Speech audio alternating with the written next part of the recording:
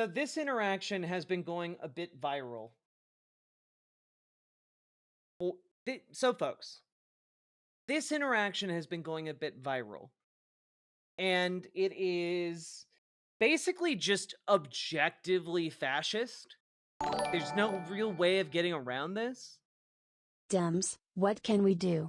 Sit down and have a brain blast Jimmy Neutron because a space alien is stealing our parents, and you're the only one with any tech to fix it. It's true. It's true. Thank you for the $10 super chat, Pluvius. I really, really appreciate it. All right. But yeah, Donald Trump uh tried to do a fascism. Let's see how that went for him. Maine. Is Maine here, the governor of Maine? Yeah, I'm here. Are you not going to comply with it? I'm complying with state and federal laws. We are the federal law. Well, you better do it. You better do it because you're not going to get any federal funding at all if you don't. And by the way, your population, even though it's somewhat liberal, although I did very well there, your population doesn't want men playing in women's sports.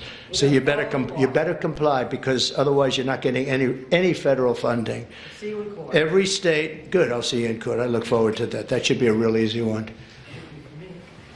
And enjoy your life after governor because I don't think you'll be in elected politics. Every state. Maine. That's the governor of Maine standing up for trans constituents in the state of Maine. And you know what? We need more like that. He tried to bully and threaten a governor of a state on live television. And her response was, "I'll see you in court." In America, we do not bend the knee to would-be kings. Historically, we have a very different reaction to them. What an I'll hold my tongue on that one. But folks, that was Janet Mills, governor of Maine, and let's take a look here at her statement following this. Okay. Governor Mills' statement on notice of investigation from the U.S. Department of Education, because in response to that exchange, the Department of Education is launching an investigation into Maine. So, yeah, never bow to a tyrant while your people are laid low. Governor Janet Mills released the following statement today in response to the U.S. Department of Education notifying the Maine Department of Education that it has been directed to initiate an investigation into the state of Maine over alleged Title IX violations. I have spent my career as a district attorney, as attorney general, and now as governor, standing up for the rule of law in Maine and America. To me, that is fundamentally what is at stake here. The rule of law in our country. No president, Republican or Democrat, can withhold federal funding authorized and appropriated by Congress and paid for by Maine taxpayers in an attempt to coerce someone into compliance with his will. It is a violation of our Constitution and of our laws, which I took an oath to uphold. Maine may be one of the first states to undergo an investigation by his administration, but we won't be the last.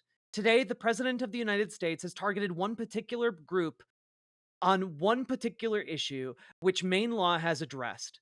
But you must ask yourself, who and what will he target next, and what will he do? Will it be you?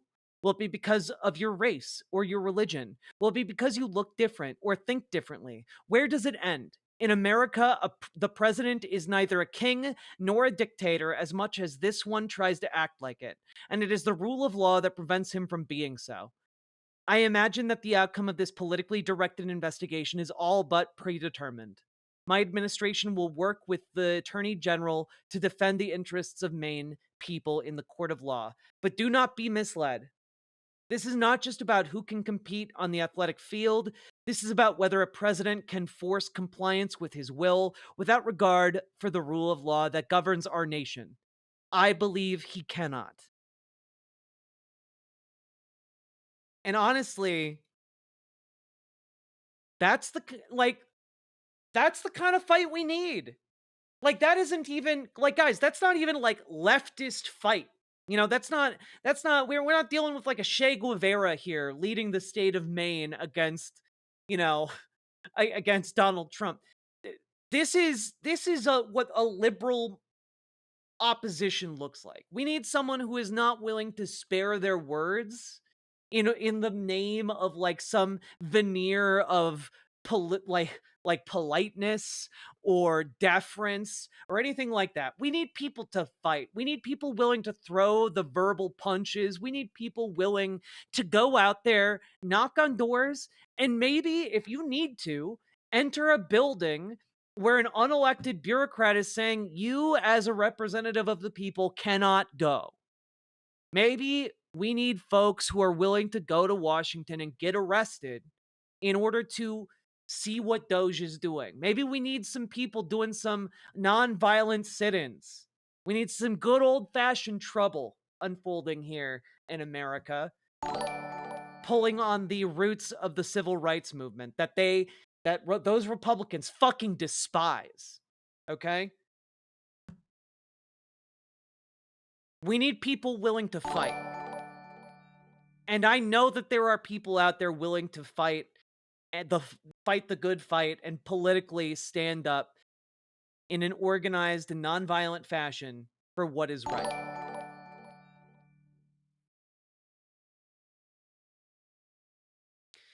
Centrists burn hotter than rightoids. They definitely do, but it goddamn takes a long time to get them fired up. It's crazy. But good for Janet Mills and good on the people of the state of Maine for electing someone who would actually give a shit and actually fight for their rights. Would that all of us would have representatives that would fight like that. I don't want to fight, but I gotta. Exactly. All I got are these two hands, these two legs, and this one voice, okay? And I'm going to use everything I got to do what we can to avert the fascist takeover of this country. And I'm going to end this segment with one last thing. And this, I think, gave me a lot of hope in a way that I wasn't expecting. Because one of the things that you need for a fascist coup in order to succeed, folks, is you need the military on your side. And you know, there's just something about a guy who is doing an ongoing fascist administrative coup of the country, alienating the military to such a degree that at one of the fancy soirees this fascist throws for himself, the military sends a bunch of people to perform, and they choose to perform this. Ah.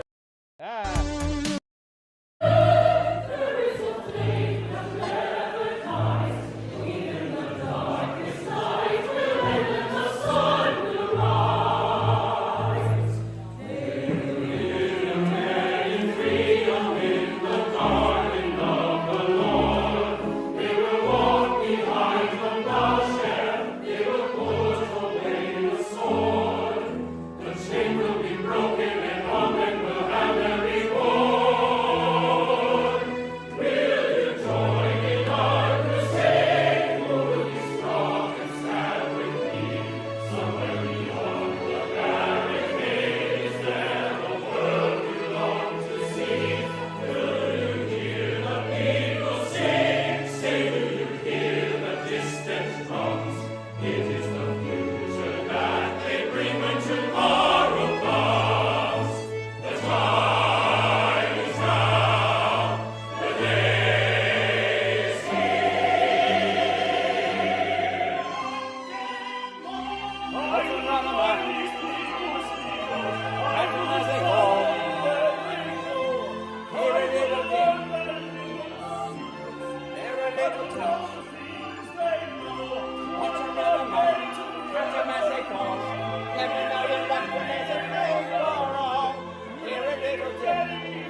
little touch of the McDonald's.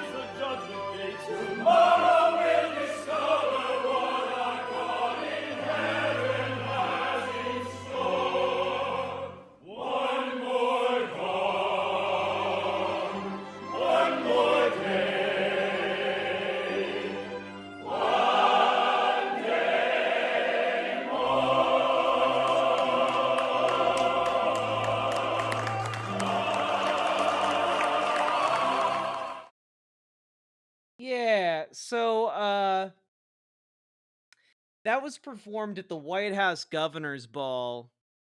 And for those of you who are not up on your musicals, that was the epilogue closing number from Les Miserables. And if you don't know Victor Hugo's novel or the musical Les Miserables, it is a novel about a bunch of people who rebel against the king. Okay, it is about people coming together and rebelling, and the epilogue in particular mainly draws from um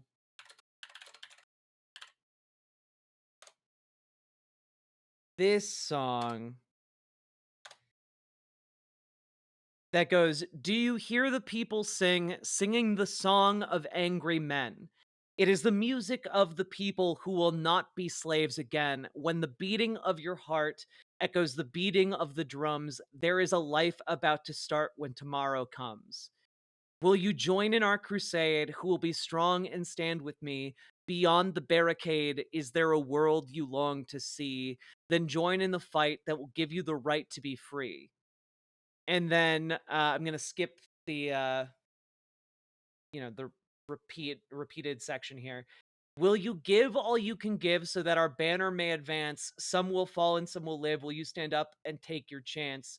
The blood of the martyrs will water the meadows of France."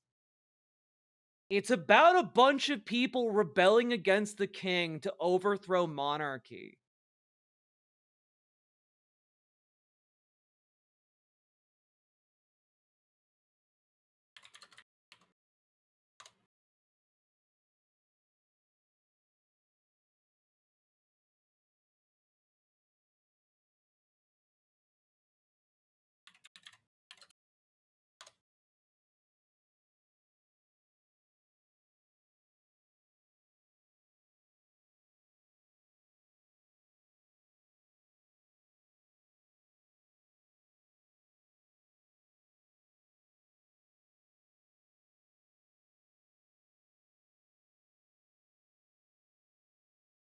Yeah, it's not set during the French Revolution, Chad. It's set in the aftermath of the French Revolution when like people were still trying to restore monarchy. It's a messy time in French history, okay?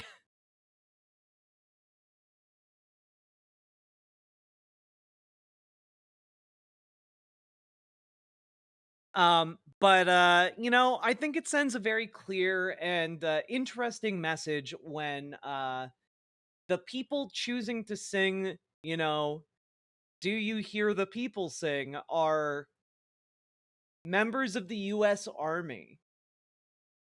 I think that's pretty cool and a good sign of where we're currently at, if that makes sense. Like if we were to read the tea leaves of where rank and file are, I don't think they would normally choose that song for a guy who just made himself out to be king on a fake time poster and has declared himself to be above the law using a quote from Napoleon Bonaparte. Was there a response? As far as I know, no.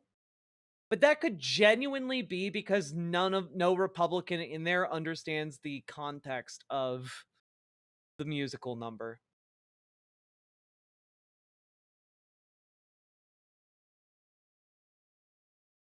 Is 5051 our Euromaidan? I I think it's way too early to even come to any conclusion about where we're at or to analogize it to anything else.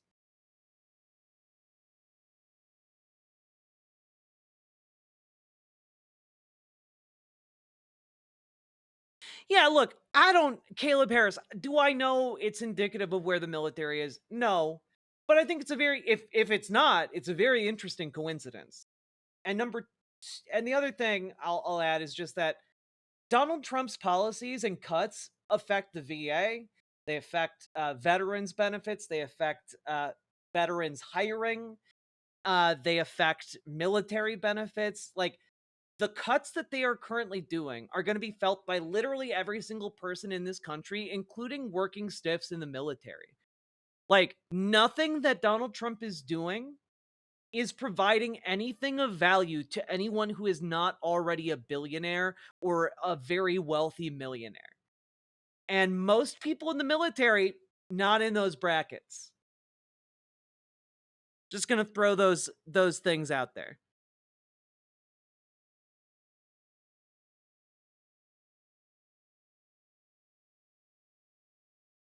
So that's where I'll leave that segment, I guess.